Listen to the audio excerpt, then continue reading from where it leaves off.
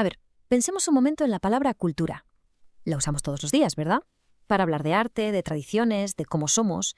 Pero ¿y si os dijera que su significado original no tenía casi nada que ver con todo eso? Pues bien, hoy vamos a desenterrar la historia, de verdad sorprendente, de esta palabra que nos parece tan familiar. Y para guiarnos en este viaje, nos vamos a apoyar en la increíble investigación del antropólogo Luis Nilton Correa, en concreto en su obra Cultura en 250 conceptos y definiciones, que va a ser nuestra brújula para entender la historia de esta idea. Vamos a empezar por lo más básico. Si alguien nos pregunta ahora mismo, ¿qué es la cultura? Lo primero que nos viene a la cabeza es, seguramente, el arte, la música, las tradiciones, pero ¿se queda solo ahí? ¿O la historia de esta palabra esconde algo mucho, mucho más profundo? Casi todo el mundo da por sentado que el concepto de cultura es, bueno, antiquísimo. Y tiene su lógica, ¿no? Si ha habido grupos humanos, ha tenido que haber una forma de describir sus costumbres, su manera de vivir. Pero es justo aquí donde la historia nos da la primera gran sorpresa. Pues, agarros bien. La idea de cultura, tal y como la entendemos hoy en las ciencias sociales, tiene apenas 150 años. Sí, solo siglo y medio. Si lo comparamos con la historia de la humanidad, es un concepto que, como quien dice, acaba de nacer. Vale, pero entonces, ¿cómo puede ser? ¿Cómo es posible que una idea que nos parece tan fundamental para entendernos como sociedad sea en realidad tan reciente? Para responder a eso, tenemos que ir al momento exacto en que nació esta definición moderna. Y aquí lo tenemos, el punto de inflexión. En 1871, el antropólogo Edward Taylor la define como ese todo complejo. Lo que es realmente revolucionario de esta idea es que, por primera vez, se dice que la cultura no es algo con lo que se nace, no es algo divino, no. Es algo que se adquiere, que se aprende, y eso, creedme, lo cambia absolutamente todo. Claro que al principio las cosas no estaban tan claras. Este nuevo término científico, cultura, se mezclaba mucho con una idea que ya existía y estaba muy asentada, la de civilización. Durante décadas se usaron casi como si fueran lo mismo. Es que la idea de que una tribu perdida en la selva tenía cultura, del mismo modo que la tenía la Europa de la época, era algo radical. Separar bien los dos conceptos fue una batalla académica que, en cierto modo, aún continúa. Y todo esto nos lleva a una pregunta que es, bueno, fundamental.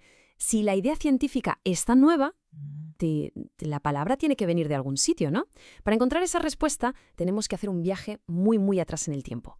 Así que nuestro viaje nos lleva directos a la antigua Roma, y es aquí donde vamos a descubrir que el origen de cultura es mucho más terrenal de lo que nos podríamos imaginar.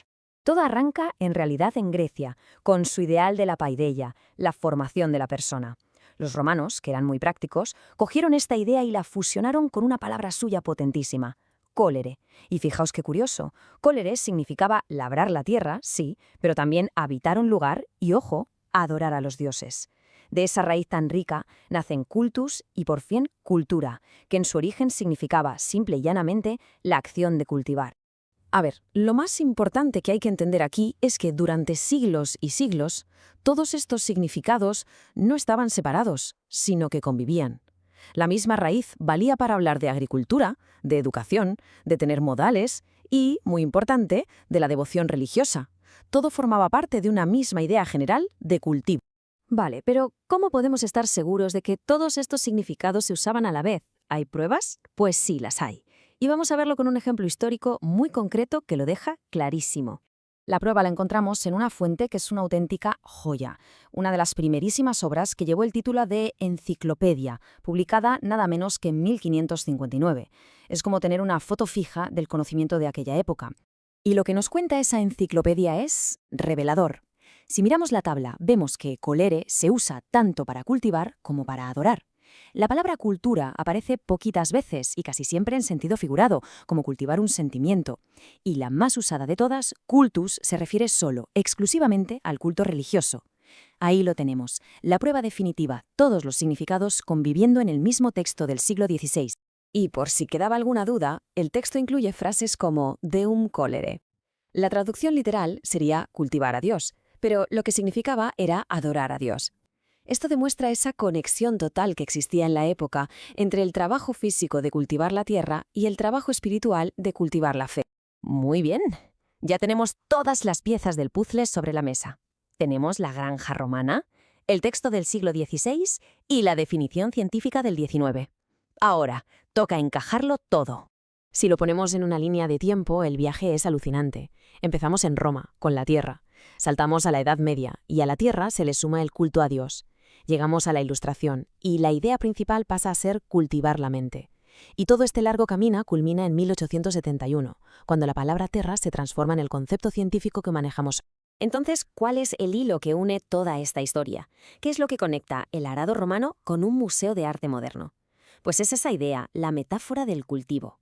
Lo que empezó siendo un acto totalmente físico y concreto, trabajar la tierra, se convirtió en la imagen perfecta para hablar de algo abstracto. El desarrollo de la mente, el crecimiento del espíritu y, finalmente, la evolución de toda una sociedad.